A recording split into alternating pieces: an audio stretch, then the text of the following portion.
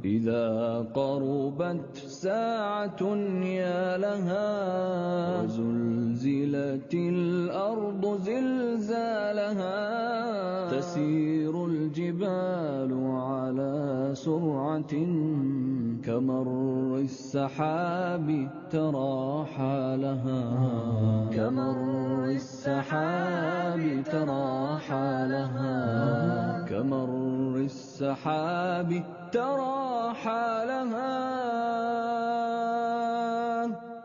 وتنفطر الأرض من نفخة هنالك تخرج أثقالها ولا بد من سائل قائل من الناس يومئذ ما لها من الناس يومئذ ما لها من الناس يومئذ ما لها تحدث أخبارها ربها ورب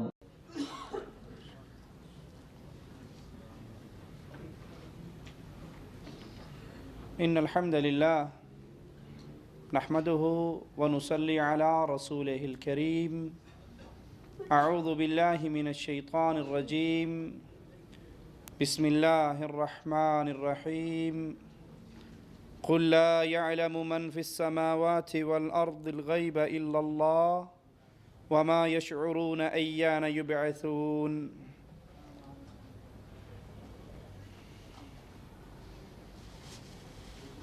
انسانی زندگی کتنی ہی لمبی ہو جائے بالآخر اس نے ختم ہو جانا ہے۔ دنیا کتنی ہی رنگین کیوں نہ ہو بالآخر اس دنیا نے لپیٹ دیا جانا ہے۔ قیامت کی گھڑی قائم ہو کر رہنے والی ہے۔ انسان چاہے اس قیامت کی تیاری کر لے، اللہ کے دربار میں پیش ہونے کے لیے زاد راہ اکٹھا کر لے، اور چاہے دنیا کی زندگی میں جانوروں کی طرح کھانا پینا سونا بچے پیدا کرنا صرف اسی کام پہ اکتفا کر لے، اس کی مرضی ہے، لیکن انسان کو کبھی نہیں بھولنا چاہیے کہ ایک دن حشر کا میدان برپا ہونے والا ہے۔ آئیے قیامت کی انہی نشانیوں پر گفتگو کرتے ہیں۔ انہیں کہا جاتا ہے اشراط الساعہ، قیامت کی نشانیاں، قیامت کی علامتیں۔ یہ دو قسم کی ہیں، ایک چھوٹی نشانیاں جن میں سے اکثر پوری ہو چکی ہیں، اور ایک بڑی نشانیاں جو قیامت کے بالکل قریب جا کر جن کا ظہور ہوگا۔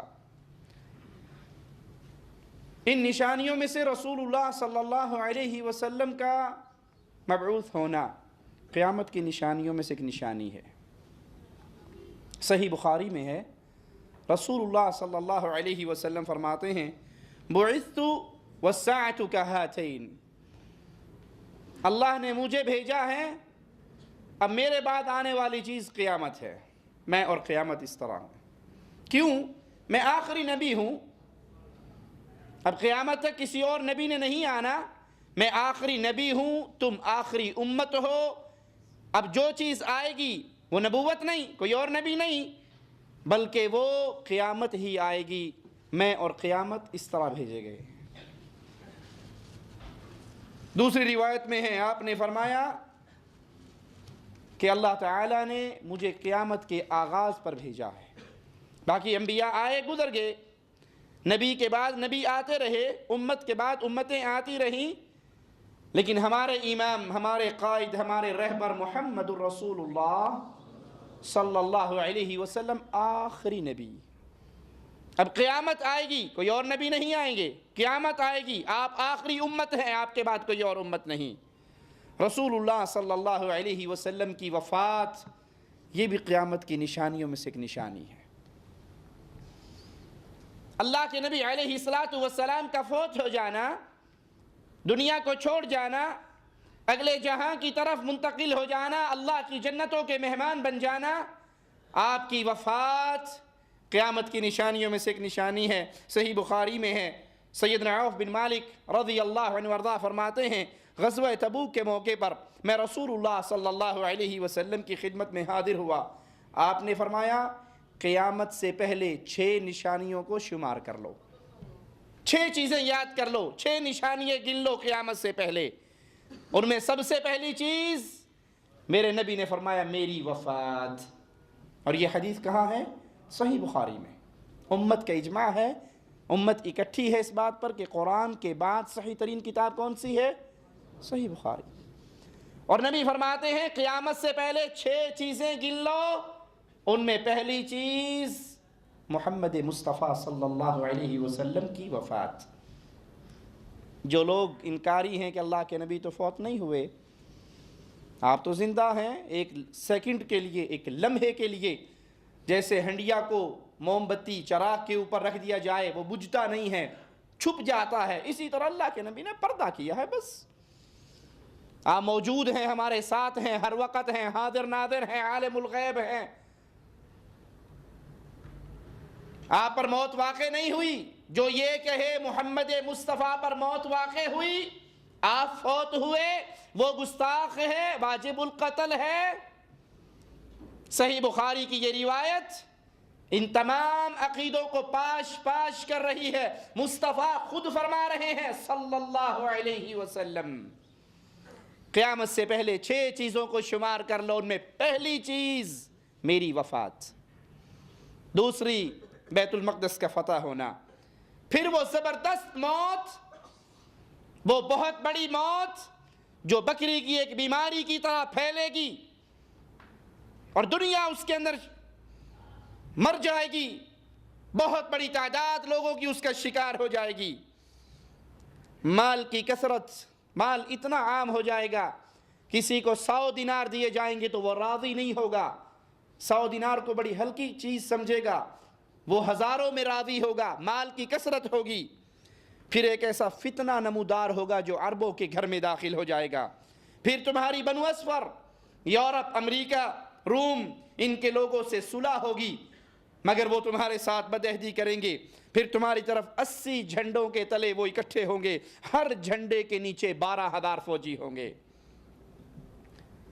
رسول کریم صلی اللہ علیہ وسلم کی وفات صحابہ کرام کے لیے بہت بڑا حادثہ، بہت بڑا سانحہ تھا۔ اسی لیے جب صحابہ کرام پہ کوئی مصیبت آتی، کوئی غم آتا، کوئی پریشانی آتی تو دوسرے صحابہ ان کو ان کی پریشانی ہلکی کرنے کے لیے مصطفیٰ کی موت کی پریشانی یاد دلواتے کہ ٹھیک ہے تمہیں یہ غم تو ہے لیکن دیکھو ہمیں اس سے بڑا غم امام الانبیاء علیہ السلام کی وفات کا غم ہے، اس غم کے مقابلے میں تمہارا یہ غم بہت ہلکا ہے۔ اور خود میرے نبی کریم صلی اللہ علیہ وسلم نے بھی بیان فرمایا کہ ایک وقت آئے گا میں تمہارے درمیان موجود نہیں ہوں گا، اس وقت انسان چاہے گا کاش اس کا سارا مال، اس کے اہل و عیال، اس کے بیوی بچے، وہ مال بھی قربان کر دے، بیوی بچوں کو بھی قربان کر دے اور اس کے بدلے میں صرف محمد کریم کے چہرے کا ایک مرتبہ دیدار ہی کر سکے۔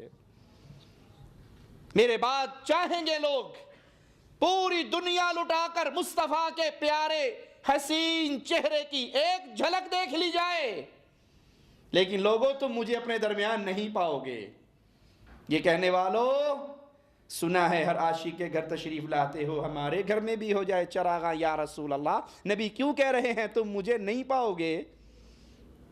تم چاہو گے سارا مال لٹ جائے، مال قربان کر دیں، اہل و عیال قربان کر دیں، پوری دنیا اگر اہل ایمان کے ہاتھ میں ہو وہ پوری دنیا قربان کر کے یہ چاہے گا کہ مجھ سے میری دنیا لے لو، مصطفیٰ کی جھلک ایک مرتبہ مجھے دکھا دو، تو وہ کہاں گئے جو کہتے ہیں کبھی نبی مدینہ میں، کبھی کراچی میں، کبھی رائے میں، کبھی دیوبند میں، کبھی چکوال میں؟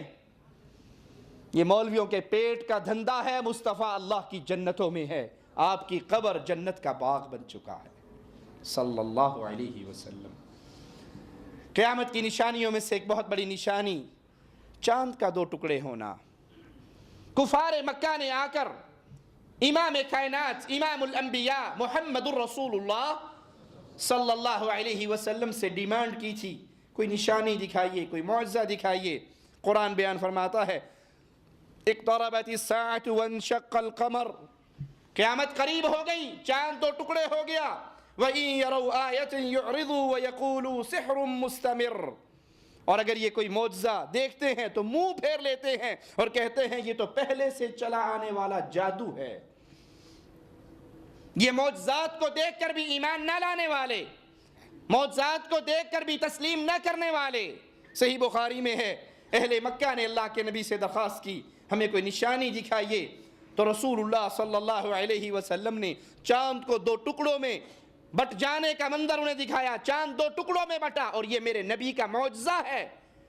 मौजज़ा नबी के हाथ पे होता है, अल्लाह के हुक्म से होता है। मौजज़ा किसके हाथ पे होता है? अभी तो मौजज़े के दावेदार बहुत लोग हैं ना। मिर्ज़ा ग़ुलाम अहमद कादियानी कहता है मेरा भी एक मौजज़ा है, और मेरा मौजज़ा क्या है कि मैं बहुत बूढ़ा हो गया था, शुगर का मरीज़ हो गया था, क़ुव्वत मर्दमी मेरे अंदर से बिल्कुल ख़त्म हो गई थी। बूढ़ा था, शुगर का मरीज़ था, दांत मेरे गिर गए थे, क़ुव्वत मर्दमी ख़त्म हो गई थी, फिर भी मेरे बेटा पैदा हुआ। हम कहते हैं मिर्ज़ा साहब ये आपका मौजज़ा नहीं, आपकी बेगम का मौजज़ा लगता है। बग़ैर बंदे दे पुत्र देता उन्हें, आपसे बड़ी नबी तो ये लगती है हमें।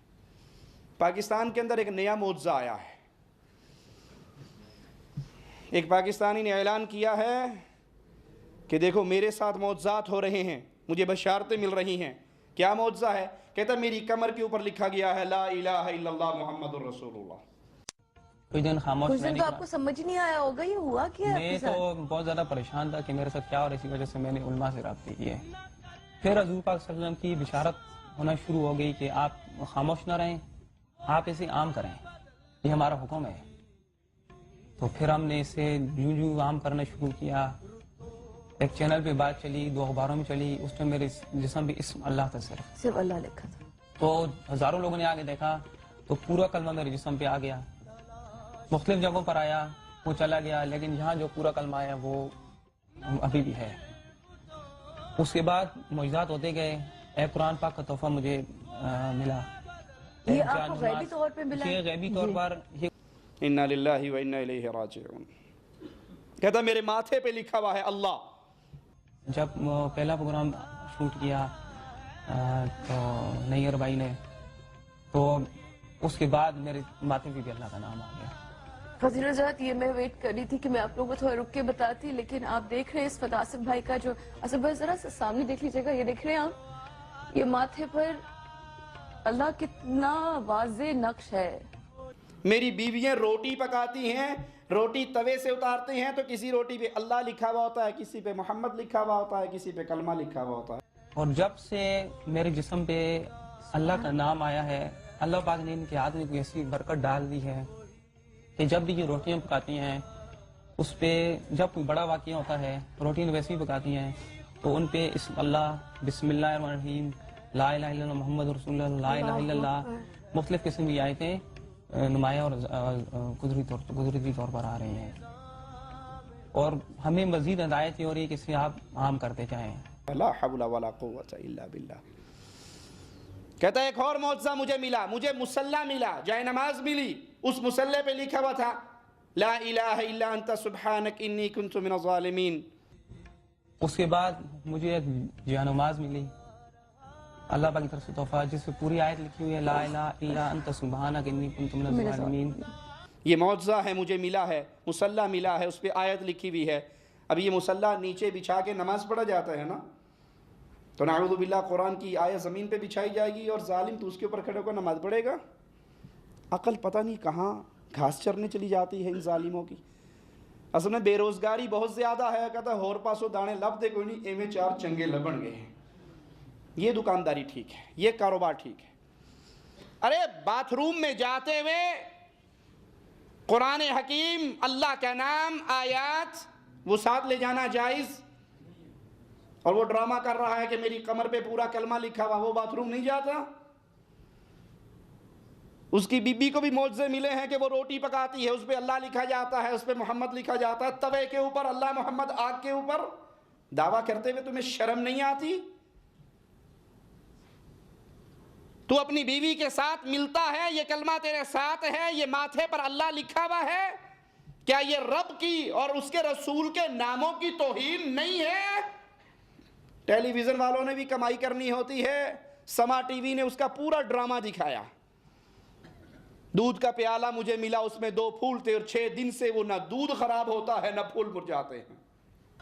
اس کے بعد ایک دودھ کا پیالہ جو ہم اس کے بعد کافی دوبارہ بشارت ہوئی کہ آپ اسے عام کریں، آپ جو مطلب خاموش دودھ نہ کا رہیں۔ پیالہ بھی آپ کو غیبی طور پہ ملا؟ جی یہ اس طرح ملا کچھ کہ میں ایک دن تہجد کی نماز پڑھ کے ایسے پریشان ہو کے بیٹھا ہوا تھا کہ یہ دودھ کا کہ اتنے ہم حضور پاک صلی اللہ علیہ وسلم کی بشارتیں اور اللہ کے حکم کو ہم آگے بڑھا رہے ہیں لیکن کوئی بڑھانے کے لیے تیار ہی نہیں آگے، ہاں تو سجدے میں جا کے رونے لگا۔ ہاں، اور اب تک آپ کی پیٹھ پر واضح میرے پیٹھ نقش پہ- ہو چکا تھا؟ جی۔ اچھا، اور قرآن پاک آپ کو غیبی طور پر ہوا میں اس طرح نظر آنے لگا؟ جی۔ یہ آپ کے جی، پاس ہاتھ میں نظر نہیں، میں نے اس کو خود اٹھایا ہے، خود آپ نے ہوا میں سے اٹھایا؟ جی میں نے خود اٹھایا بغیر سارے کے تھا یہ، اور یہ دودھ جب میں سجدے میں جا کے رونے لگا تو جیسے اٹھا میرے آگے یہ دودھ اور یہ پھول اسی طرح تازہ تازے ابھی بھی، یہ دودھ اسی طرح ہے، اس کا ذائقہ بھی اسی طرح ہے ابھی بھی۔ یہ دودھ اور یہ گلاب کے جو پھول ہے یہ بالکل ایز اٹ از آپ یہ کو ملا؟ تقریباً 1 ہفتہ ہو گیا، 1 ہفتہ ہو گیا، لیکن یہ پھول بھی اسی طرح تازہ ہی یہ کب ملا آپ کو؟ یہ 1 ہفتہ پہلے کی بات ہے، آپ جس سے میرا پروگرام حوصلہ، شوٹ کرنے سے بھی پہلے 2-3 دن پہلے؟ جس سے میرا اور حوصلہ بڑھ گیا۔ ارے معجزات خاص ہیں محمد الرسول اللہ کے ساتھ، انبیاء کے ساتھ، انبیاء کی جماعت کے ساتھ، اور مصطفیٰ کے جانے کے بعد اگر کوئی غیر نبی معجزے کا دعویٰ کرتا ہے، رب محمد کی قسم وہ مسلمان نہیں رہتا، کافر ہو جاتا ہے۔ لا نبی بعدی، مصطفیٰ کے بعد کوئی نبی نہیں، جب کوئی نبی نہیں ہے تو کوئی معجزہ بھی نہیں ہے۔ کبھی تو چکوال کے اندر 5 فٹ کا پاؤں بنا کر کہتے ہیں جی یہ اللہ کے نبی کا قدم لگا ہے ہمارے گھر کے اندر، اللہ کے نبی میرا عید میلاد کی رات ہمارے گھر میں آئے تھے، اور کوئی کہتا ہے کہ وہاں دور ہے جانا اور اتنا بڑا قدم ثابت کرنا بھی دور ہے، اپنی کمر پہ لکھوا لو، کھدوا لو، اور پھر ٹی وی پہ آ جاؤ، دنیا چندہ دینے کے لیے، آپ کی بیعت کرنے کے لیے پہنچ جائے گی۔ معجزات خاص انبیاء کے لیے ہیں۔ اس سے پوچھا یہ کیسے تجھے معجزے ملے؟ کہتا میرے ماں پیو دی دعاواں نے، باقی ساری دنیا کے ماں باپ اپنی بچوں کے لیے بد دعائیں کرتے ہیں، تیرے پیو نے انوکھی دعا کی تھی۔ یہ ڈرامہ ہے، یہ دھوکہ ہے، یہ فراڈ ہے، یہ اسلام کو بدنام کرنے کے طریقہ کار ہیں۔ جب لوگوں کا اعتماد اس پہ بحال ہو جائے گا کہ واقعی یہ کوئی پہنچی سرکار ہے، وہ جو منہ سے نکالے گا پبلک ماننے کے لیے تیار ہو جائے گی، یہ شیطان کے ایجنٹ ہیں جو اللہ اور اس کے رسول کی شریعت کو بدلنا چاہتے ہیں۔ رسول اللہ صلی اللہ علیہ وسلم کے صحابی عبداللہ ابن مسعود رضی اللہ عنہ وارضاہ فرماتے ہیں ہم مینا میں تھے، چاند کے 2 ٹکڑے ہوئے، ایک ٹکڑا پہاڑی کے اگلے طرف جا گرا، ایک پچھلی طرف جا گرا۔ محمد مصطفیٰ صلی اللہ علیہ وسلم نے فرمایا تم نے چاند کے 2 ٹکڑے ہوتے دیکھے ہیں، تم گواہ رہنا یہ میرے آقا کا معجزہ تھا صلی اللہ علیہ وسلم۔ قیامت کی نشانیوں میں سے ایک نشانی پیارے حبیب علیہ الصلوۃ والسلام کے پیارے اصحاب کا اس دنیا سے اٹھ جانا، میرے نبی کے صحابہ کا چلا جانا۔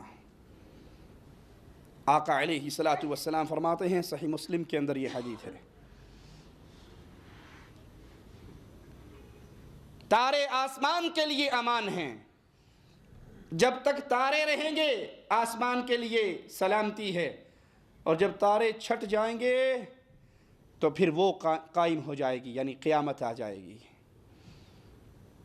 میں اپنے صحابہ کے لیے امان ہوں، جب تک میں رہوں گا میرے صحابہ امن، سکون، شانتی کے ساتھ، سلامتی کے ساتھ رہیں گے۔ میرے صحابہ میری امت کے لیے امان ہیں، جب صحابہ کو اٹھا لیا جائے گا پھر امت پر وہ کچھ آئے گا جو ان سے وعدہ کیا گیا ہے۔ تو میرے نبی کریم صلی اللہ علیہ وسلم کے صحابہ کا اس جہاں سے اٹھ جانا یہ قیامت کی نشانیوں میں سے ایک نشانی ہے۔ دوسری روایت میں ہے کہ نیک لوگوں کے اٹھ جانے کے بعد انتہائی برے لوگوں پر قیامت قائم ہوگی۔ قیامت کا قیام شریر لوگوں پر ہوگا، بدترین لوگوں پر ہوگا، اور یہ اتنا شدید قیام ہوگا اگر کوئی اپنا کپڑا بیچنے کے لیے کھولے ہوئے ہے، قیامت قائم ہو جائے گی، اسے کپڑا سمیٹنے کی مہلت نہ ملے گی۔ کوئی لقمہ اپنے ہاتھ میں لیے ہوئے ہے کھانے کے لیے، وہ لقمہ اس کے ہاتھ میں رہ جائے گا، وہ منہ میں نہیں ڈال سکے گا، تو قیامت قائم ہو جائے گی۔ کوئی اپنے اونٹ کو پانی پلانے کا تالاب لیپ کر رہا ہوگا، وہ اسی حال میں ہوگا، اسے اٹھنے کی مہلت نہ ملے گی اور قیامت قائم ہو جائے گی۔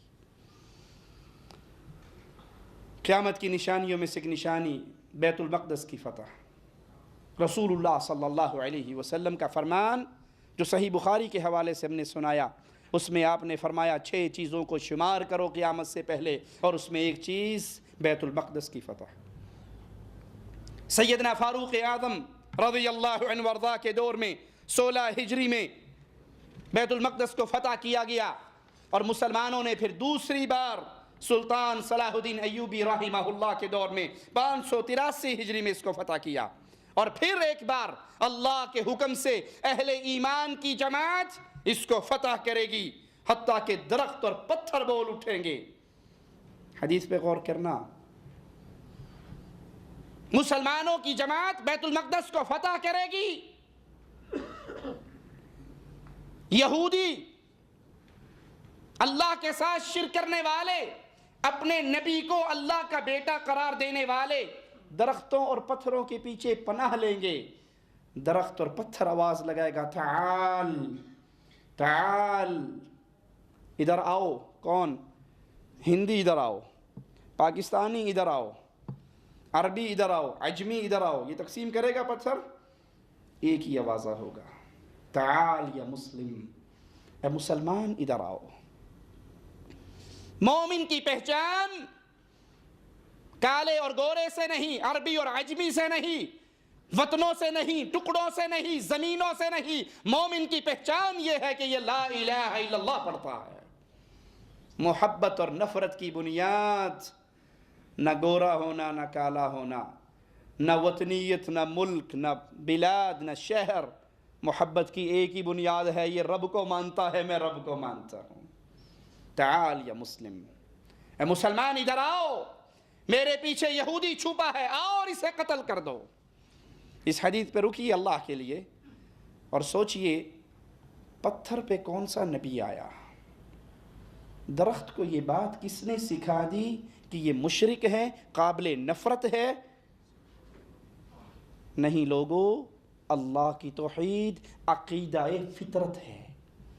اس عقیدے کو پتھر بھی جانتا ہے، اس عقیدے کو درخت بھی جانتا ہے۔ ہم کلمہ پڑھ کے نہ سمجھنا چاہیں ہماری مرضی ہے۔ بیٹی کا رشتہ آئے، ڈاکٹر، انجینئر، پروفیسر، کار، کوٹھی، بنگلے والا، لیکن پتہ ہے کہ یہ قبروں پہ سجدے کرتا ہے، پتہ ہے یہ درباروں کا طواف کرتا ہے، پتہ ہے یہ یا علی مدد کے نعرے لگاتا ہے، پتہ ہے یہ غیر اللہ کی پوجا کرتا ہے۔ ہم کہتے ہیں مولوی صاحب ایک گلنا رہن دیو، ہے تے ڈاکٹر۔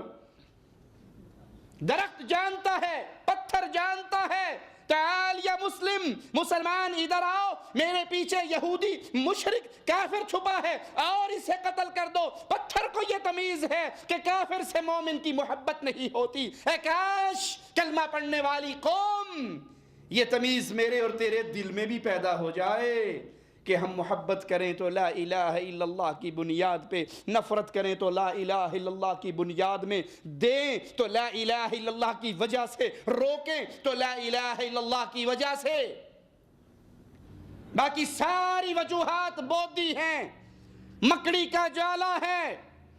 محبتوں کی بنیاد نہ سیاست ہے، نہ جمہوریت ہے، نہ قربانی کی کھالیں ہیں، نہ رشتے داریاں ہیں۔ محبت کی ایک ہی بنیاد ہے، یہ مواحد ہے، ہم مواحد ہیں۔ یہ مشرک ہے، ہمارا مشرکوں سے تعلق نہیں ہے، محبت نہیں ہے۔ بیٹی بوڑھی ہو کر گھر میں مر کے اس کا جنازہ نکل جائے برداشت ہے، لیکن ایک قبر پہ سجدہ کرنے والے کو میں بیٹی کا ہاتھ نکاح کے طور پہ نہیں دے سکتا۔ پتھر ہمیں تعلیم دے رہا ہے، منہج سکھا رہا ہے، آوازیں لگا رہا ہے۔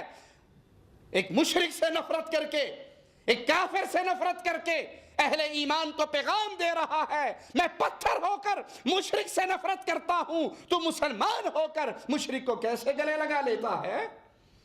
سیاست کے لیے، ووٹوں کے لیے، چندے کے لیے، یہ تو ایمان کی غیرت نہیں ہے۔ اللہ کے لیے اللہ کی توحید کو سمجھیے۔ قیامت کی نشانیوں میں سے ایک نشانی طاعون کی بیماری کا پھیلنا۔ صحیح بخاری میں ہے، رسول اللہ صلی اللہ علیہ وسلم نے جن 6 چیزوں کا ذکر کیا اس میں ہے موتان، اور اس سے مراد بہت کثرت سے موت، بہت بڑی موت، بہت زیادہ موتیں۔ کقعاص الغنم، جیسے بکریوں کے ناک سے ایک بیماری شروع ہوتی ہے، وہ پھر پھیلتی ہے، ریوڑ کے ریوڑ، ایڑ کے ایڑ، تعداد ان کی بہت بڑی، ہلاک ہو جاتی ہے۔ اسی طرح کی بیماری پھیلے گی اور انسان اس کا شکار ہوں گے۔ امت اسلامیہ میں یہ واقعہ سیدنا عمر بن خطاب رضی اللہ عنہ وارضاہ کے دور میں واقع ہوا۔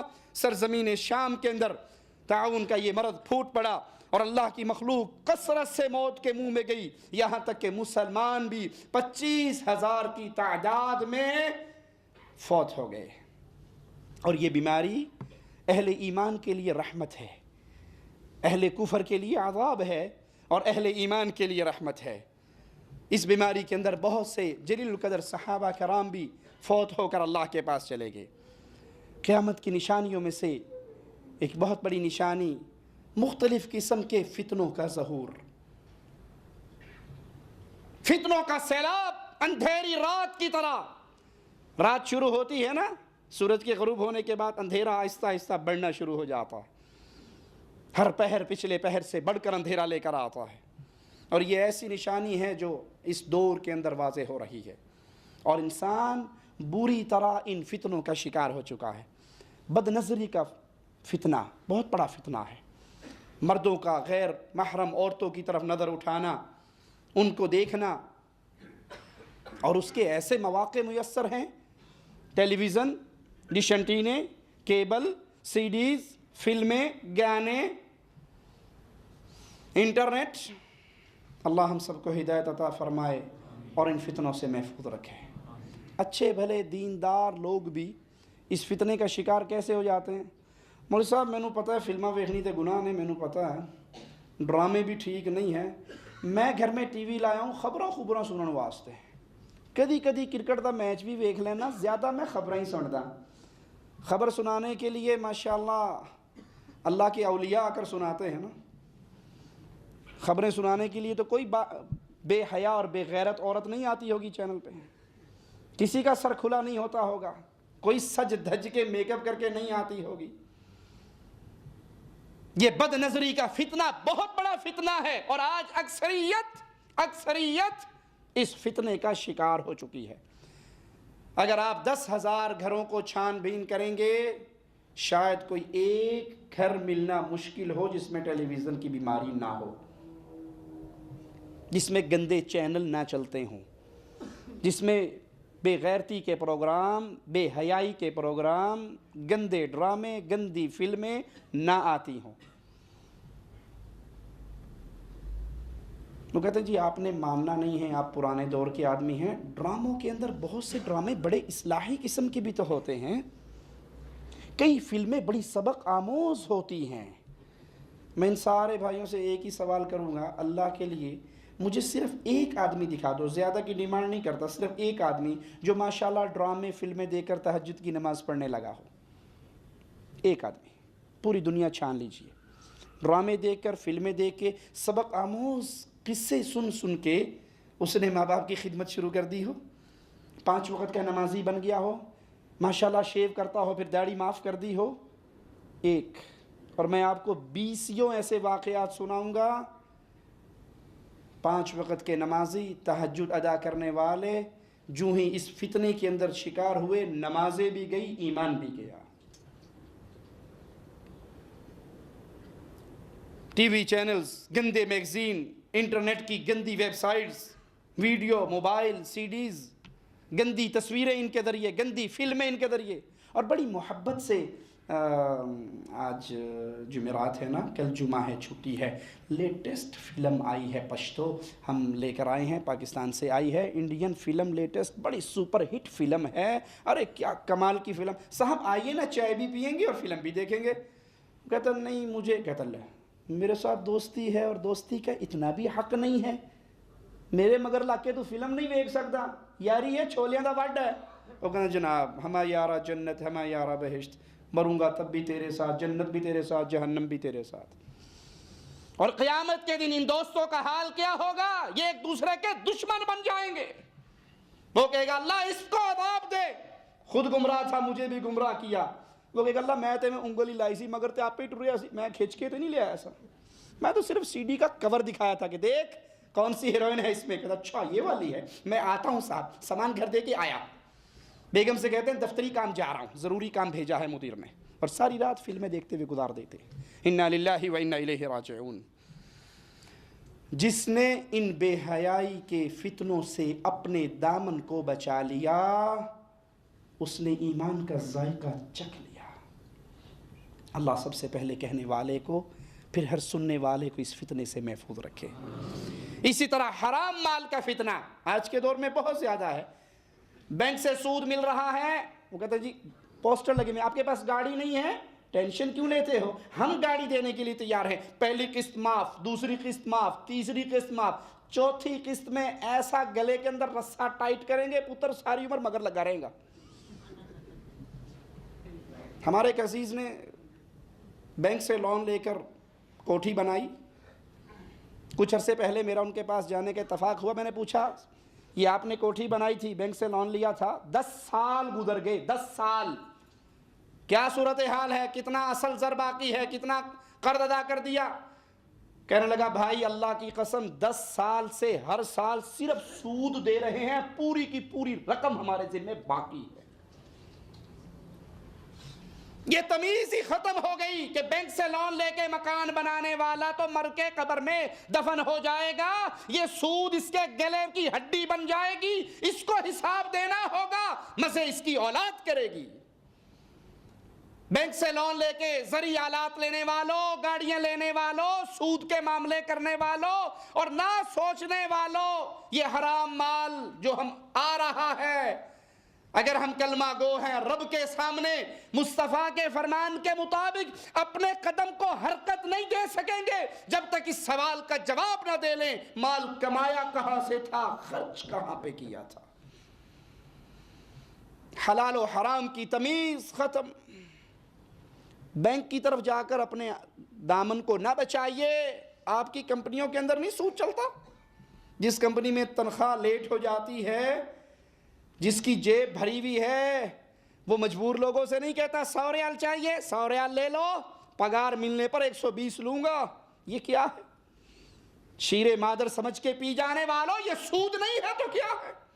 حرام مال کا فتنہ، رشوت کا فتنہ، نشہ آور چیزوں کی خرید و فروخت کا فتنہ، نسوار بیچنے والوں، بیڑی بیچنے والوں، گٹکا بیچنے والوں، سگریٹ بیچنے والوں، یہ حرام چیز بیچ رہے ہو. پینے والے کو تو گناہ ہے، سونگنے والے کو تو گناہ ہے، بیچنے والے کا گناہ بھی اس سے کم نہیں ہے. جہاں سگریٹ پینے والا گنہگار، وہاں اس سگریٹ کو بیچنے والا گنہگار. جہاں نسوار کھانے والا گنہگار، وہاں نسوار فراہم کرنے والا، سیل کرنے والا، بیچنے والا گنہگار. حرام لباس کا فتنہ. آج واللہ دکھ سے یہ بات کہنی پڑتی ہے، انسان اپنی نوجوان بیٹیوں، نوجوان بیٹوں کے ساتھ کسی بڑی مارکیٹ میں جا ہی نہیں سکتا. گندا ڈریس، گندا لباس. وہ ایک بوڑھی عورت نے اس طرح کا ڈریس دیکھا کسی کے گھر میں تو کہنے لگی پتری اپنی بیٹی سے کہنے لگی بیٹی ایک کیڑے ویلے پائی دے, اس سے تو نہ جسم چھپ رہا ہے نہ سطر چھپ رہا ہے, یہ بے حیائی کا لباس کس وقت پہننے کا ہے؟ اور بازار بھرے ہوئے, شاپنگ پلازے بھرے ہوئے, ہمارے گھر بھرے ہوئے, ہمارے گھر کا ماحول, شادی کا ماحول, فنکشن اٹینڈ کر کے دیکھ لیجئے, عورتیں عورتوں میں جاتی ہیں تو ننگی, مرد مردوں میں جاتا ہے تو ننگا. ٹائٹ پینٹ نہیں دیکھی آپ نے؟ جسم کا ایک ایک انگ انگ ظاہر ہوتا ہے اس کی پینٹ سے. اور رسول اللہ صلی اللہ علیہ وسلم فرما رہے ہیں ایسے لباس سے بچو جو آپ کے اعضاء کو, آپ کے ننگ کو, آپ کے جسم کو ظاہر کرے. اور یہ ٹائٹ پینٹ پہننے والوں کو دیکھ لو, بیچارے نماز پڑھتے ہوئے رکوع سجدے میں جاتے ہیں, کوئی ان کا پارٹس آف باڈی ایسا ہے جو پچھلوں کو نظر نہ آتا ہو, اس کی موٹائی, اس کی چوڑائی, اس کا جسم, وہ کپڑے پہنے ہوئے بھی چغلی کھا رہا ہے کہ میں ننگا ہوں, صرف لوگوں کی آنکھوں میں نے مٹی جھولی ہوئی ہے. گندے لباس کا فتنہ, بے حیائی کے لباس کا فتنہ. اور بچپن سے ماں باپ تو بڑے خوش ہوتے ہیں ہمارا بیٹا پینٹ شرٹ پہنتا ہے, ماشاءاللہ بڑا ہی اچھا لگتا ہے.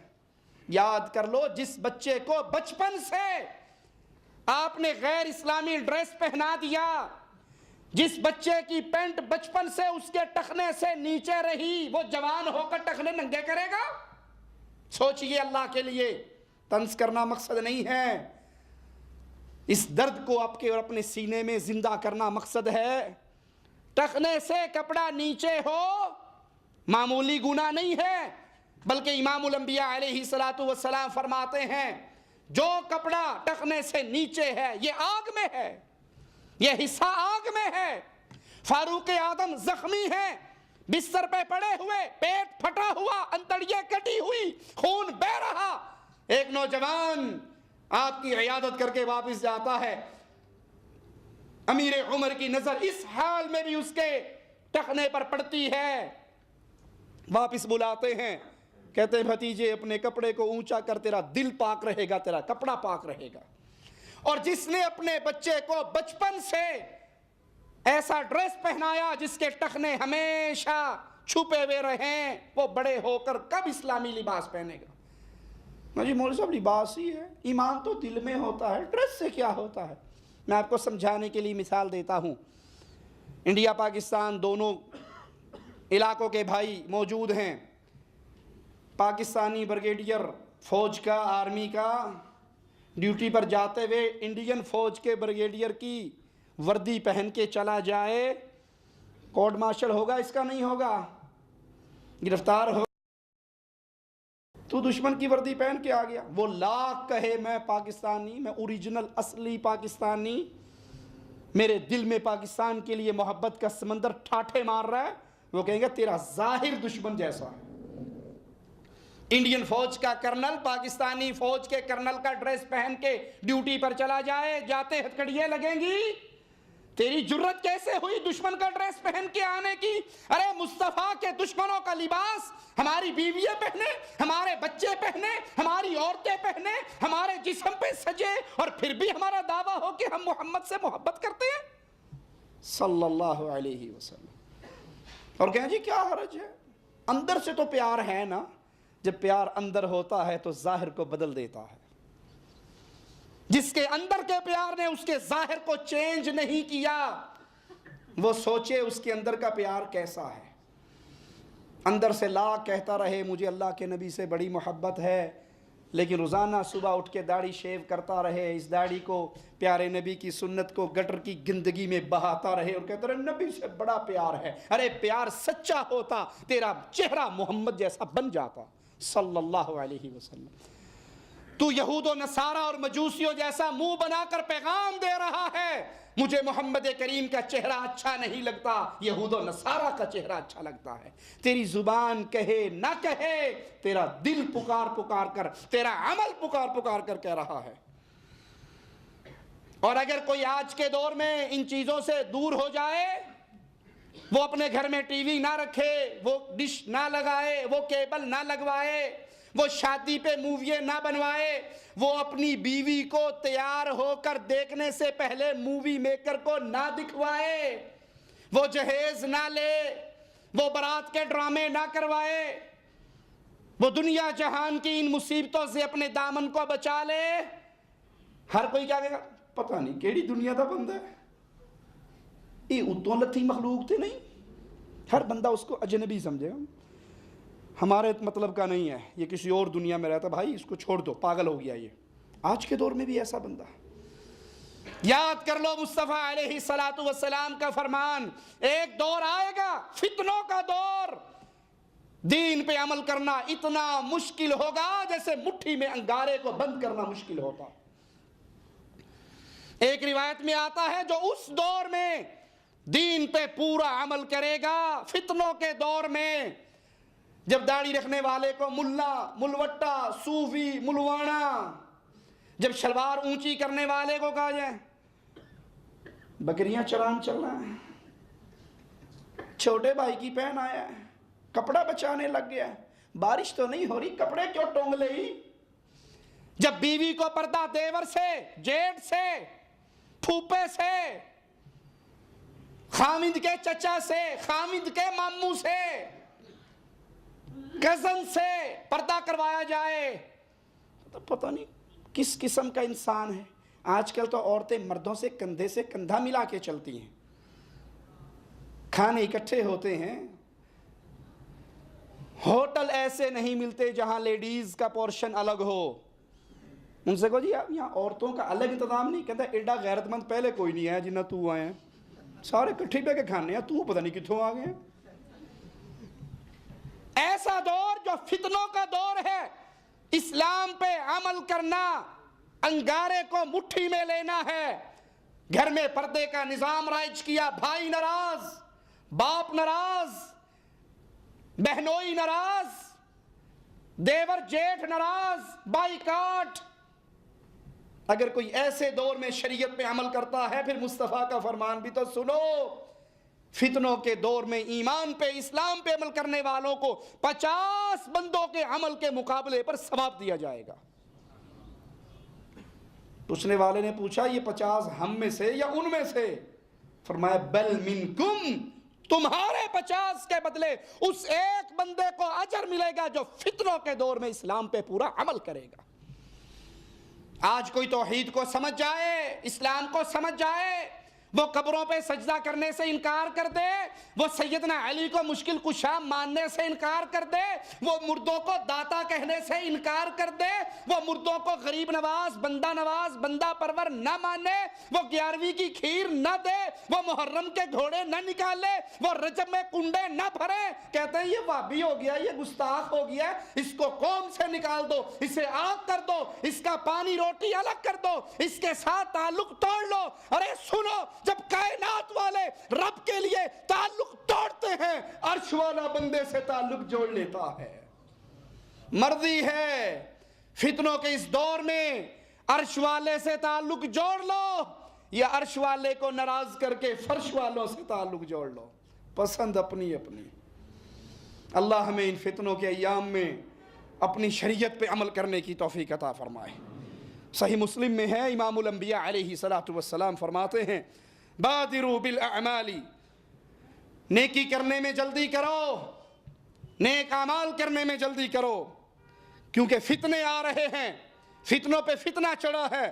کقطع اللیل المظلم، جیسے اندھیری رات میں اندھیرے ایک دوسرے پہ چڑھتے ہیں، ویسے فتنوں پہ فتنہ چڑھا ہے۔ یصبح الرجل مؤمنا، انسان صبح کرے گا مومن ہوگا، شام کرے گا کافر ہوگا، شام کو مومن ہوگا، صبح کو کافر ہوگا۔ رسول اللہ صلی اللہ علیہ وسلم نے فجر کی نماز پڑھائی، بارش والی جگہ، مٹی گارا، اس میں سجدہ کیا، سلام پھیر کے پوچھا میرے صحابہ جانتے ہو آج رب نے کیا کہا ہے؟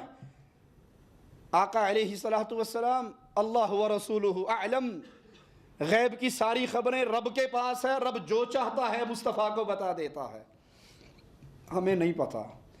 کہا رب نے کہا ہے بارش کے، اس ایک بارش کے نزول سے کچھ لوگ کافر ہو کر اٹھے ہیں، کچھ مومن ہو کر اٹھے ہیں۔ جس نے یہ کہا بارش اللہ کی رحمت ہے، اللہ نے برسائی ہے، مومن ہوئے، اور جس نے کہا فلاں ستارے کی وجہ سے یہ بارش برسی ہے، وہ کافر ہوئے۔ آج کے دور کی زبان کے مطابق یہ بارش بابا جی نے کرم کیا ہے، فلاں ڈھیری پہ بکرے کی نیاز دی تھی، بارش ہو گئی، فلاں بیری کے نیچے چادر بچھا لی، بیٹا ہو گیا، فلاں قبر سے انگوٹھی، مندر، کڑے، چھلے، تعویذ، من کے، بابا جی کا تھوک، بابا جی کا نمک، بابا جی کے ٹکڑے، بابا جی کی راکھ چاٹی تھی، بیماری ختم ہو گئی۔ جس کا یہ عقیدہ ہو گیا وہ کافر ہو کر اٹھا۔ میری باتیں ہو سکتا ہے کسی بھائی کو سخت لگیں، لیکن یاد رکھنا، شوگر کے مریض کو چینی کا چمچہ دو گے اس سے جلدی مار دو گے۔ ہو سکتا ہے نیم کی گولی کسی کی شفا کا سبب بن جائے۔ میں نے آپ سے چندہ تو لینا نہیں ہے، ہاتھ تو پھیلانا نہیں ہے۔ یہ گرم گرم باتیں کیوں کرتا ہوں؟ میرے درس میں آنے والوں، قیامت کے دن تم میں سے کوئی بندہ رب کے دربار میں میرا گریبان نہ پکڑ سکے، اس نے ہمیں حق بتایا نہیں تھا۔ تمہارے سامنے وعدے کر رہا ہوں، یہ شرک ہے، یہ توحید ہے، راستے کھول دیے ہیں۔ چاہے وادی شرک میں گر جاؤ، چاہے وادی توحید میں آ کر مصطفیٰ کے پیاروں میں شامل ہو جاؤ۔ آج کے دور میں بہت سے سیٹلائٹ چینلز اپنے گھر گھر میں پہنچا رہے ہیں۔ امام ابن ابی شیبہ رحمہ اللہ صحیح سند کے ساتھ اپنی کتاب میں حذیفہ بن یمان سے یہ روایت ذکر کرتے ہیں، انہوں نے فرمایا لَيُوشِكَنَّ أَن يُصَبَّ عَلَيْكُمْ شَرٌّ مِّنَ السَّمَاءِ حَتَّى يَبْلُغَ الْفِيَافِي، مجھے خدشہ ہے آسمان سے تم پہ شر نازل ہوگا جو فیافی تک پہنچ جائے گا۔ کہنے والے نے کہا ابو عبداللہ یہ فیافی کیا ہے؟ فرمایا بے آباد بنجر زمین، وہ بھی اس فتنے سے محفوظ نہیں رہے گی۔ اور عربوں کی زبان میں، عربوں کی لغت میں السماء ہر اس چیز کو کہتے، آسمان، السماء، اس سے مراد ہر وہ چیز لیتے جو انسان کے اوپر سے آتی۔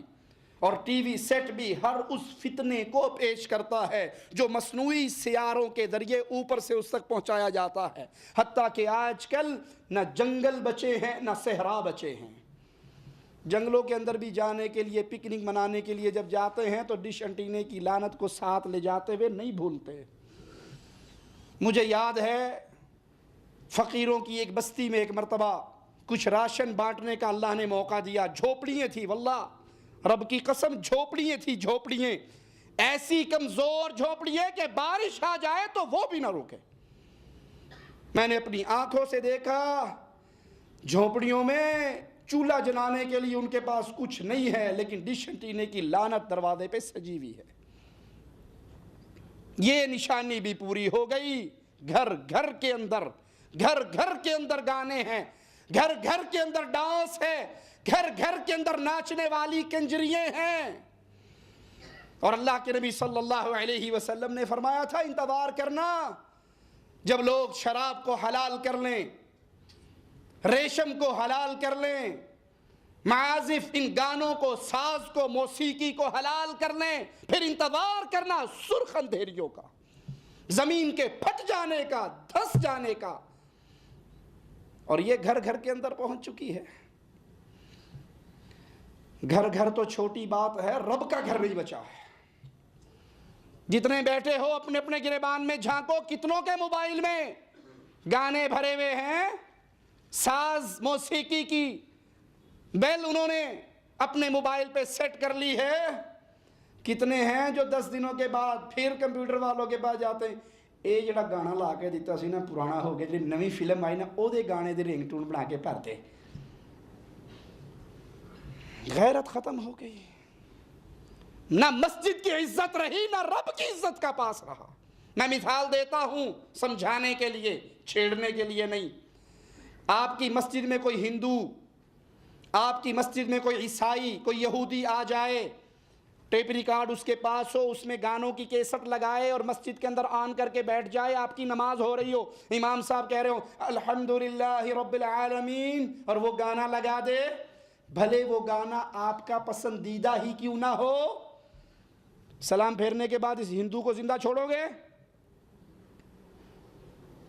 اس کے ساتھ محبت کرو گے؟ کوئی خان کا بچہ ہوگا تو گولی بھی مار دے گا، باقی شاید ڈنڈے سے گزارا کر لیں، ہے ایسا یا نہیں؟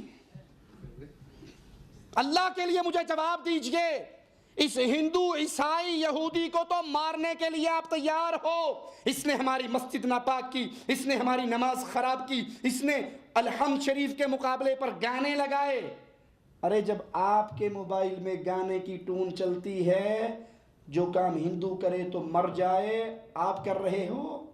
کبھی اپنے آپ سے بھی سوال کیا کہ آپ کی غیرت کہاں مر گئی؟ انا للہ و انا الیہ راجعون۔ صحیح بخاری میں ہے، رسول اللہ صلی اللہ علیہ وسلم کی اس حدیث پہ غور کیجئے، اور میرے نبی کی سچائی، میرے نبی کی دی ہوئی خبریں کیسی پوری ہوئیں۔ اللہ کے نبی صلی اللہ علیہ وسلم چونکہ اللہ کی طرف سے کلام کرتے تھے وحی سے، آپ نے ان جنگوں کی خبریں دی جو مسلمانوں کے درمیان ہوئیں، اور ان جنگوں کی خبریں دی جو مسلمان اور کفار کے درمیان بھی ہوں گی۔ شہادت عثمان رضی اللہ عنہ وارضاہ کے بعد سیدنا علی اور سیدنا معاویہ کے درمیان جنگ ہوئی 36 ہجری میں۔ صحیح بخاری میں ہے، اللہ کے نبی نے فرمایا لا تقوم الساعہ، اس وقت تک قیامت قائم نہیں ہوتی حتی تقتتل فئتان عظیمتان، جب تک دو بڑے لشکر، مسلمانوں کے دو بڑے لشکر آپس میں جنگ نہ کریں، تکون بینہما مقتلۃ عظیمہ، ان کے درمیان بہت بڑی جنگ ہوگی، بڑی خون ریزی ہوگی، بڑا قتل ہوگا، وَدَعْوَتُهُمَا وَاحِدَةٌ، دونوں کی دعوت، دونوں کا عقیدہ، دونوں کا منہج، دونوں کا ایمان، دونوں کی دعوت ایک ہوگی۔ اور یہ جنگ غلط فہمی کی بنیاد پر سیدنا علی اور سیدنا امیر معاویہ کے درمیان ہو چکی۔ شہادت عثمان کے بعد حضرت معاویہ نے ان کے خون کا قصاص مانگا۔ سیدنا علی نے کہا پہلے میری ہاتھ پہ بیعت کرو۔ سیدنا علی حق پر تھے کہ پہلے خلیفہ کی بیعت کی جاتی۔ سیدنا معاویہ کا اجتہاد تھا، اور اجتہاد کرنے والا غلطی بھی کرے تو ایک اجر اس کو ملتا ہے، لیکن حق سیدنا علی کے ساتھ تھا۔ اہل سنت کا عقیدہ ہے اگر صحابہ کے درمیان اختلاف ہو، اگر صحابہ کے درمیان اختلاف ہو، چونکہ دونوں سے اللہ راضی ہے، سب صحابہ سے اللہ راضی ہے، صحابہ کے لیے جنتی کا سرٹیفکیٹ پہنچ چکا ہے، لہذا اہل سنت اپنی زبانوں کو دراز نہیں کرتے، سب کا ادب کرتے ہیں، سب کا احترام کرتے ہیں۔ نہ امیر معاویہ کو گالی دینا جائز ہے، نہ سیدنا علی کو گالی دینا جائز ہے، نہ رافضی بننا جائز ہے، نہ ناصبی بننا جائز ہے۔ اہل سنت بنیے۔ علی کا احترام رضی اللہ عنہ وارضا، معاویہ کا احترام رضی اللہ عنہ وارضا ہم پر واجب ہے۔ دونوں کا احترام کیجئے اور دونوں کے معاملے کو اللہ پر چھوڑ دیجئے۔ لیکن یاد کیجئے یہاں کیا کہا جا رہا ہے؟ دعوتہما واحدہ، دعوت دونوں کی ایک، پکار دونوں کی ایک، منہج دونوں کا ایک، ایمان دونوں کا ایک، عقیدہ دونوں کا ایک، قرآن دونوں کا ایک۔ اسی لیے جب جنگ ختم ہوئی، ابو الحسن والحسین سیدنا علی سے پوچھا گیا اپنے مقتولوں پہ جنازہ پڑھیں؟ کہا نہیں، سب کو اکٹھا کرو، علی سب کا جنازہ پڑھے گا۔ سیدنا معاویہ کے ایمان کا انکار کرنے والوں، اگر معاویہ مومن نہ ہوتے، علی ان کے قتل ہونے والوں کا جنازہ کبھی نہ پڑھتے، رسول ان کے بارے میں کبھی نہ کہتے کہ ان دونوں کی دعوت ایک ہے۔ اہل سنت صحابہ کے باہمی اختلاف پر خاموشی اختیار کرتے ہیں۔ اسی طرح قیامت کی نشانیوں میں سے ایک نشانی خوارج کا فتنہ، خارجیوں کا گروہ نمودار ہوا۔ امت میں سے صحابہ کرام کے منہج کو چھوڑ کر کچھ لوگ فرقوں میں بٹ گئے، اور ان فرقوں میں سے گمراہ فرقہ خوارج کا فرقہ ہے، جو اصل میں سیدنا علی کے ساتھی تھے۔ جب سیدنا علی اور معاویہ کی جنگ ہوئی، سیدنا معاویہ کے لشکر نے نیزوں پہ قرآن حکیم کو بلند کیا کہ ہم قرآن پہ فیصلہ کرتے ہیں۔ ایک حکم سیدنا معاویہ کی طرف سے اور ایک سیدنا علی کی طرف سے مقرر ہو گئے، جنگ ختم ہو گئی، ان کے اوپر فیصلہ چھوڑ دیا گیا کہ تم نے فیصلہ کرنا ہے، تم نے رپورٹ دینی ہے۔ تو ایک گروہ اٹھا، انہوں نے کہا حکم تو خاص اللہ کے لیے ہے، ان الحکم الا للہ، تم نے انسانوں کو حکم بنا کر کفر کیا۔ حالانکہ ان کا یہ عقیدہ باطل ہے۔ اللہ میاں بیوی کے اختلاف کے موقع پر قرآن حکیم میں بیان کرتا ہے کہ 2 آدمی حکم بن جائیں، ایک بیوی کے اہل سے اور ایک خامند کے اہل سے، اور مل کر فیصلہ کریں۔ قرآن خود بیان کرتا ہے۔ ان کا جملہ سچا تھا، لیکن اس جملے سے جو مراد لی جا رہی تھی وہ باطل تھی۔ حضرت علی جب واپس کوفے کی طرف آئے تو یہ گروہ الگ ہو گیا اور ایک بستی میں قیام کیا۔ خارجوں کے عقیدے کیا ہیں؟ گناہ کبیرہ کرنے والے انسان کو یہ کافر جانتے ہیں۔ زنا، چوری، شراب گناہ کبیرہ اگر کسی مسلمان سے ہو جائے، گناہ کبیرہ، معافی مانگے گا تو اللہ معاف کرے گا، لیکن اس گناہ کی وجہ سے انسان کافر۔ ایک شخص نے شراب پی، اللہ کے نبی صلی اللہ علیہ وسلم کے پاس لایا گیا، سزا ملی، واپس چلا گیا، کچھ عرصے بعد پھر لایا گیا، پھر شراب پی کے اسی جرم میں پھر آیا، پھر سزا ملی، پھر چلا گیا۔ تیسری بار جب آیا سزا ملی تو ایک صحابی نے کہہ دیا اللہ اس پہ لعنت کرے، کتنی بار اس کو سزا ملی ہے اور یہ کتنی بار یہی عمل کرتا ہے، اللہ اس پہ لعنت کرے۔ مسلمان پہ لعنت کرنا، رسول اللہ صلی اللہ علیہ وسلم نے فوراً ٹوکا، غضبناک ہو گئے، کہا اس پہ لعنت نہ کرو، شیطان کی مدد نہ کرو اس کے اوپر، اس کو لعنت نہ کرو، تم نہیں جانتے یہ اللہ اور اس کے رسول سے محبت کرتا ہے۔ گناہ کبیرہ کی بغیر معافی کے یہ گناہ معاف نہیں ہوتا، اس پہ معافی مانگنا ضروری ہے۔ گناہ صغیرہ نماز پڑھنے سے معاف ہو جائے گا، وضو کرنے سے معاف ہو جائے گا، عمرہ حج کرنے سے معاف ہو جائے گا، لیکن کبیرہ گناہ پر معافی مانگنا ضروری ہے۔ لیکن خارجیوں کے عقیدے میں سے ایک عقیدہ یہ ہے کہ جس سے گناہ ہو جائے کبیرہ وہ اس کو کافر مانتے تھے اور ہمیشہ کا جہنمی مانتے تھے۔ وہ سیدنا علی اور سیدنا معاویہ دونوں صحابہ کا، دونوں سرداروں کا اور دونوں سادات کا کو کافر کہتے تھے اور ان کے ایمان کا انکار کرتے تھے، اور صحابہ کی وہ تمام تعداد جو اس صلح کے مسئلے پر، اس حکم کے مسئلے پر راضی ہوئی، ان تمام صحابہ کو کافر کہتے تھے۔ وہ خوارج کے عقائد میں سے یہ ہے کہ وہ مسلمان حاکم، موحد حاکم، کلمہ گو، اہل توحید حکام جن سے گناہ ہو جائیں، فسق و فجور ہو جائے، ان کے ساتھ لڑنے کو جائز مانتے تھے اگرچہ انہوں نے کفر بواہ نہ کیا ہو۔ اور مسلمان حکمران اگر اس سے گناہ ہوتا ہے، فسق و فجور ہوتا ہے، تو اس کے ساتھ اسلام لڑنے کی اجازت نہیں دیتا۔ خروج کی اجازت اس وقت ملتی ہے جب کھلا اوپن کفر بواہ کر لیں، اور تب بھی خروج تب کرنا ہے جب اتنی طاقت ہو کہ اس فتنے کو ختم کر کے تم امن اور سکون لا سکو۔ صحیح بخاری میں ہے، ابو سعید رضی اللہ عنہ ارضا سے بیان ہے، فرماتے ہیں ایک دفعہ ہم اللہ کے نبی کی خدمت میں حاضر تھے، آپ مال غنیمت مال بانٹ رہے تھے، ایک شخص آیا، بنو تمیم سے اس کا تعلق تھا، اس نے کھڑے ہو کر کہا اے اللہ کے رسول صلی اللہ علیہ وسلم انصاف کیجئے مال بانٹنے میں، انصاف سے مال بانٹیے۔ کیا مطلب کہ آپ انصاف نہیں کر رہے؟ رسول اللہ صلی اللہ علیہ وسلم نے فرمایا اللہ تجھے تباہ کرے، اگر میں انصاف نہیں کروں گا تو کون انصاف کرے گا؟ اللہ تجھے تباہ کرے، ہلاک کرے، برباد کرے، اگر میں انصاف نہیں کروں گا تو کون انصاف کرے گا؟ اگر میں رسول اللہ ہو کر عدل و انصاف نہ کر سکا تو میں تو ناکام اور نامراد ہوا۔ سیدنا عمر نے کہا یا رسول اللہ صلی اللہ علیہ وسلم اجازت دیجئے اس ظالم کی گردن کو میں کاٹ دوں۔ آپ نے کہا نہیں، چھوڑ دو، یہ اور اس کے ساتھی ایسے ہوں گے یہ خوارج کا بہت بڑا آدمی تھا، یہ اور اس کی نسل، اس کے آدمی، اس کے ساتھی ایسے ہوں گے۔ اگر تم میں سے کوئی، صحابہ میں سے کوئی اپنی نماز کو ان خارجیوں کی نماز کے مقابلے پر پیش کرے گا، اپنی نماز کو ہلکا پائے گا، اپنے روزے کو اس کے مقابلے میں بے وقت پائے گا، اور یہ قرآن بہت پڑھیں گے لیکن ان کا قرآن پڑھنا ان کے گلے سے، ان کے حلق سے نیچے ان کے دل میں نہیں اترے گا، اور یہ ایمان سے ایسے نکلے ہوئے ہیں۔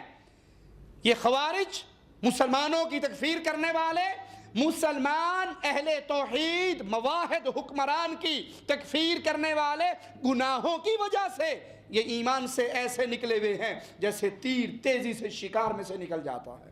ان کا ایمان اور اسلام سے تعلق نہیں ہے۔ اسی طرح قیامت کی نشانیوں میں سے ایک نشانی جھوٹے نبیوں کا ظہور۔ رسول اللہ صلی اللہ علیہ وسلم نے فرمایا، اور یہ حدیث صحیح بخاری میں ہے، لا تقوم الساعة حتى يبعث دجالون كذابون قريبا من 30 كلهم يزعم انه رسول اللہ۔ اس وقت تک قیامت قائم نہیں ہوگی جب تک کذاب، جھوٹے دجال نبیوں کا ظہور نہ ہو جائے، اور ان کی تعداد 30 ہوگی، اور اس 30 سے مراد کہ جن نبیوں کو شہرت ملی ہوگی، جن کے ماننے والے زیادہ ہوں گے، ان کی تعداد 30 ہوگی، وگرنہ دعوے دار تو بہت زیادہ ہوں گے، اور ان میں سے ہر کوئی یہ گمان کرے گا کہ میں سچا اللہ کا رسول ہوں۔ مرزا غلام احمد قادیانی ماضی قریب کے اندر ایک جھوٹا گزرا ہے۔ وہ اپنی کتاب میں لکھتا ہے کہ رسول اللہ صلی اللہ علیہ وسلم پر جس طرح وحی آتی ہے، فرشتے آتے تھے، مرزا غلام احمد کہتا ہے میرے اوپر بھی وحی آتی تھی، میرے اوپر بھی فرشتہ آتا تھا، اور جب مجھے پیسوں کی ضرورت ہوتی، نوٹاں دی کھیڑ، جب مجھے پیسوں کی ضرورت ہوتی تو ایک فرشتہ مجھے پیسے پہنچایا کرتا تھا، اور اس کا نام تھا ٹیچی ٹیچی۔ میں کہتا ہوں کہ عربی زبان میں ٹے نہیں ہے، تے ہے، دو نقطوں کے ساتھ تے ہے، لیکن ٹے یہ ہماری اردو زبان میں ہے، انگلش میں ٹی ہے، عربی میں، اس لیے آپ نے عربوں کو سنا ہوگا نا، وہ ٹی نہیں کہتے، تی کہتے، تی، ٹے نہیں ہے۔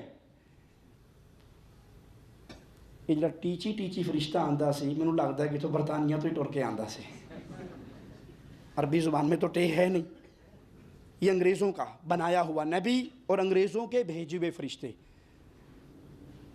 جیسی میت ویسے ہی فرشتے۔ اللہ کے نبی صلی اللہ علیہ وسلم نے فرمایا 30 کے قریب کذاب اور دجال جھوٹے نبوت کے دعوے دار ہوں گے، اور یہ نشانی بھی ظاہر ہو چکی قدیم اور جدید دور کے اندر۔ نبوت کے دعوے کرنے والوں نے، ایک نے نبی صلی اللہ علیہ وسلم کے، اسود عنسی نے نبی صلی اللہ علیہ وسلم کے دور میں مرتد ہوا اور نبوت کا اعلان کیا، اور یہ پہلا شخص تھا جو مرتد ہوا امام الانبیاء علیہ السلام کے دور میں۔ مسند احمد میں ہے، اللہ کے نبی نے خطبہ دیتے ہوئے فرمایا، اللہ کی قسم قیامت قائم نہ ہوگی جب تک 30 جھوٹے دجال ظاہر نہ ہو جائیں، اور اس سلسلے کی آخری کڑی کانا دجال ہے، سب سے بڑا دجال اس سلسلے کی آخری کڑی ہے۔ ابو داؤد میں ہے، اللہ کے نبی نے فرمایا قیامت اس وقت تک قائم نہ ہوگی جب تک میری امت کے کچھ قبائل، یہ ابو داؤد حدیث نمبر 4252، حدیث پہ غور کرنا، قیامت اس وقت تک قائم نہیں ہوگی جب تک میری امت کے کچھ لوگ مشرکین سے نہ مل جائیں، کچھ قبائل دوبارہ مشرکین سے نہ مل جائیں اور وہ بتوں کی پوجا نہ کریں۔ میری امت میں 30 دجال ظاہر ہوں گے، اور ہر ایک یہ گمان کرے گا کہ وہ نبی ہے، حالانکہ میں خاتم النبیین ہوں اور میرے بعد کوئی نبی نہیں ہے۔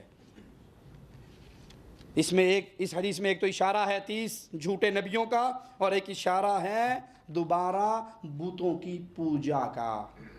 تو ہندو بتوں کو مٹی کا بت بنا کر باہر رکھ کر پوجتا ہے، اور ہم جب انسان مر جاتا ہے اس کو قبر میں دفنا کر مٹی میں بند کر کے پھر پوجتے ہیں۔ معاملہ وہی ہے، یہ کھڑے کو پوج رہا ہے، یہ لمبے پڑے کو پوج رہا ہے، یہ اس کو دیوتا کہہ رہا ہے، اور یہ اس کی در پہ آ کر چیخے مار رہا ہے۔ یہ اسی چیز کی طرف نشانی ہے جس کی اللہ کے نبی نے خبر دی تھی۔ اسی طرح امن اور خوشحالی کی کثرت ہوگی۔ مسند احمد میں ہے، اللہ کے نبی نے فرمایا قیامت اس وقت تک قائم نہ ہوگی جب تک سرزمین عرب دوبارہ باغات اور نہروں کی اس میں کثرت نہ ہو جائے، یہاں تک کہ ایک سوار عراق سے چل کر مکہ پہنچے گا اور اسے دوران سفر رستہ بھولنے کے علاوہ کوئی خوف نہ ہوگا، البتہ حرج کی کثرت ہوگی۔ صحابہ نے پوچھا یہ کیا چیز ہے؟ تو آپ صلی اللہ علیہ علیہ وسلم نے فرمایا کثرت سے خون ریزی اور قتل، حجاز سے ایک بڑی آگ کا ظہور ہوگا۔ قیامت کی نشانیوں میں آپ نے خبر دی، ان خبروں میں سے ایک خبر یہ بھی ہے کہ ارض حجاز سے مدینہ شریف کے قریب ایک زبردست آگ ظاہر ہوگی، اور علماء نے لکھا ہے کہ یہ آگ 654 ہجری میں ظاہر ہو چکی۔ علامہ ابن کثیر رحمہ اللہ فرماتے ہیں ارض حجاز سے وہ عظیم آگ ظاہر ہوگی جس سے بصرہ کے اونٹوں کی گردنیں روشن ہو جائیں گی۔ صحیح بخاری میں ہے، رسول اللہ صلی اللہ علیہ وسلم نے فرمایا قیامت اس وقت تک قائم نہ ہوگی جب تک ارض حجاز سے ایک ایسی آگ ظاہر نہ ہو جس سے بصرہ کے اونٹوں کی گردنیں روشن ہو جائیں، اور یہ آگ 3 ماہ تک موجود رہی، اور یہ آگ اس قدر شدید تھی کہ مدینے کی عورتیں اس آگ کی روشنی میں اپنے سوت کاتا کرتی تھی۔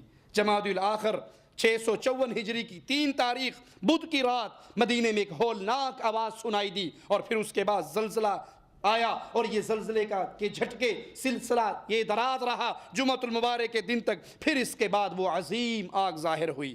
ترکوں سے جنگ قیامت کی نشانیوں میں سے ایک نشانی ہے۔ اللہ کے نبی صلی اللہ علیہ وسلم نے اس مارکے کی بھی خبر دی، صحیح بخاری میں ہے، آپ نے فرمایا لا تقوم الساعة حتى تقاتلوا الترک، اس وقت تک قیامت قائم نہیں ہوگی جب تک تم ترکوں سے قتال نہ کر لو۔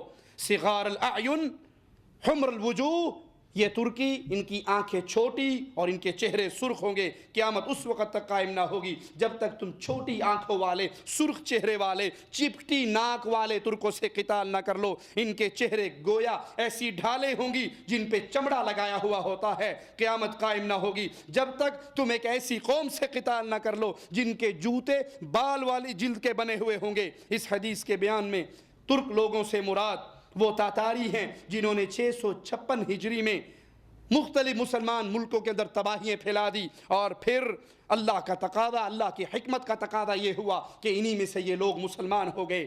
اسی طرح کوڑے برسانے والے ظالم حکمرانوں کا ظہور، اللہ کے نبی صلی اللہ علیہ وسلم نے خبر دی کہ ایسے ظالم جابر حکمرانوں کے کارندے ہوں گے جن کے ہاتھ میں درے کوڑے ہوں گے جس طرح بیل کی دمیں ہوتی ہیں۔ مسند احمد میں ہے، اللہ کے نبی نے فرمایا آخری زمانے میں کچھ ایسے لوگ ہوں گے جن کے پاس گایوں کی دموں جیسے کوڑے ہوں گے۔ یہ ظالم اللہ کی ناراضگی کی حالت میں صوبہ کریں گے اور اس کے غضب کی حالت میں شام کریں گے۔ صحیح مسلم میں ہے، آپ صلی اللہ علیہ وسلم نے فرمایا جہنمیوں کی 2 قسمیں ایسی ہیں جنہیں میں نے ابھی تک نہیں دیکھا۔ ان میں سے ایک قسم کے لوگ تو وہ ہیں جن کے پاس گائے کی دم جیسے کوڑے ہوں گے، ان سے وہ لوگوں کو ماریں گے۔ صحیح مسلم میں ہے، سیدنا ابو ہریرہ فرماتے ہیں اللہ کے نبی صلی اللہ علیہ وسلم نے فرمایا اگر تمہاری عمر نے وفا کی تو بہت ممکن ہے تو ایک ایسی قوم کو دیکھو جو اللہ کی ناراضگی کی حالت میں صبح کرے اور اللہ کی ناراضگی کی حالت میں شام کرے۔ ان کے ہاتھوں میں گائے کے دموں جیسے کوڑے ہوں گے۔ اللہ سے دعا ہے اللہ ہمیں